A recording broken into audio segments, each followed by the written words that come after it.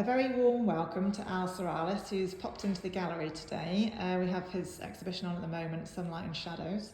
Al is standing in front of the largest piece in our show at the moment. Al, can you tell us a little bit about it? Yeah, this piece is called Autumn Breeze. It's oil on canvas and was completed very recently, a matter of some weeks ago, for this exhibition, really. Yeah, so it's Autumn Breeze. And why did you choose the title? The title is very much in keeping with the titles I've used for a lot of my work in the last year or so.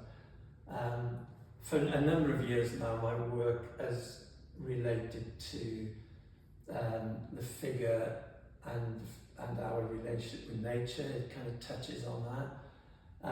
More recently, it's been, I've used the idea of our awareness of climate change as well. That's become a kind of interest. And I like using the word breeze in the titles, because the breeze is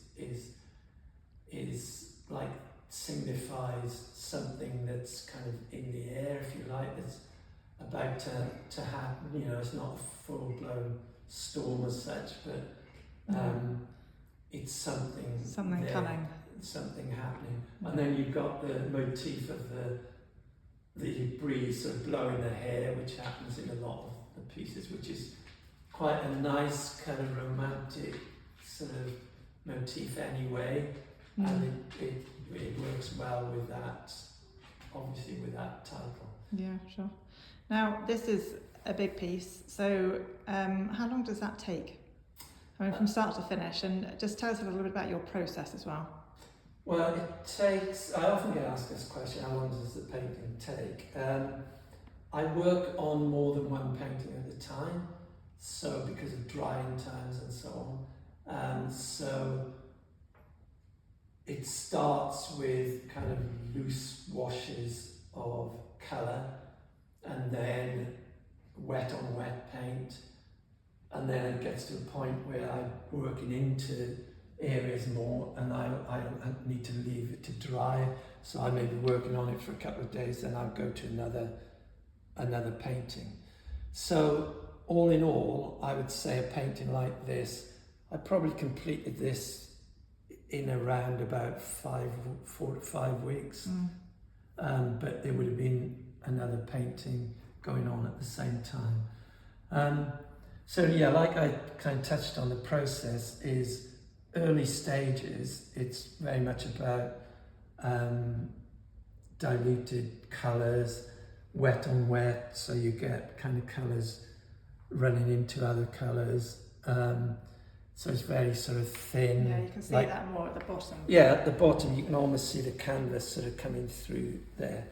And I tried to retain some of that in the finished piece as well, because I like paintings that kind of show the part of the process of the work as well. And then obviously, so there's a lot of kind of abstraction in it, but then obviously when I'm working into areas like the face and the body, the paint is thicker, it's more highly worked, and you know, you start to kind of, I try to keep the kind of palette consistent, but then obviously it's more refined in the kind of painting and drawing of it.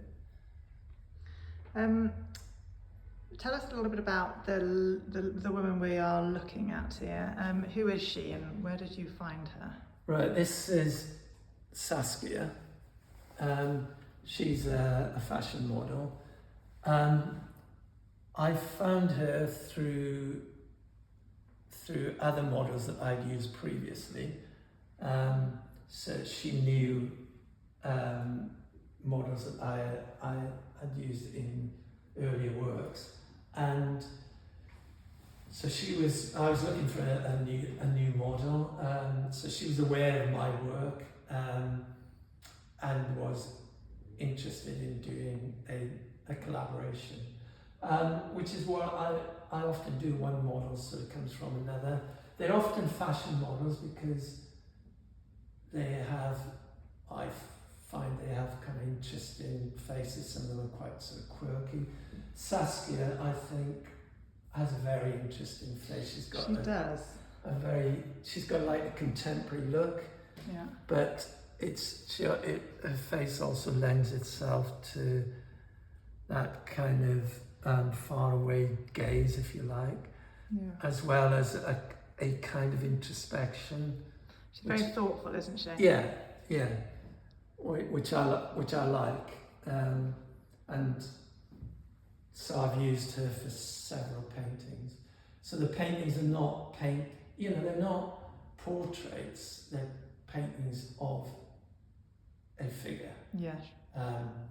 But so they're not paintings of Saskia as such. Yeah. They're using Saskia to get my kind of ideas across, and she's a great model for that. So moving on from what you were just saying then about it not being a portrait as such, how would you categorise your art? Well, I'd say there's a lot, like I say, there's a lot of kind of abstraction in it. I like to show the process of making the work. Although I'm working from photographs, when I hire a model or get a model, I take hundreds and hundreds of photographs, which may be fairly similar, but it gives me a lot of knowledge about that particular model. Yeah. But then I'm not interested in getting a kind of photographic realism.